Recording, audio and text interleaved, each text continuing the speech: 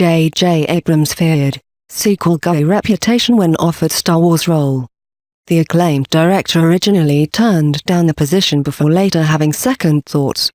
J.J. Abrams feared being known as the guy who does sequels when he was first offered Star Wars: The Force Awakens.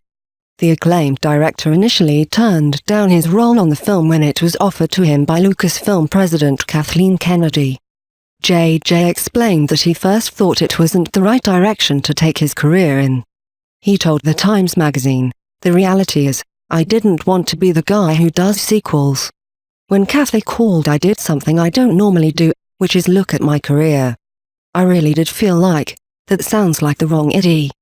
But Abrams, who is behind hit films including Star Trek and Star Trek: Into Darkness, talked the offer over with his wife and eventually agreed to take on the role of directing the biggest movie of the year. Speaking of his approach to The Force Awakens, he said, "The fundamental thing was, what do we want people to feel?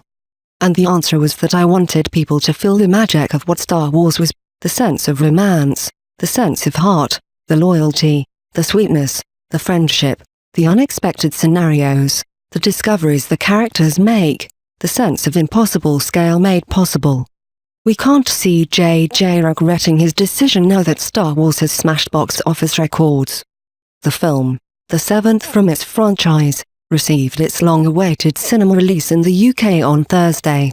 Over the course of the day it quickly clocked up a huge £9.6 million, therefore setting a new record for a film's first day at the box office. The massive figure was boosted by storms of fans who had booked tickets to watch the midnight showing, with around 2 million booking in advance.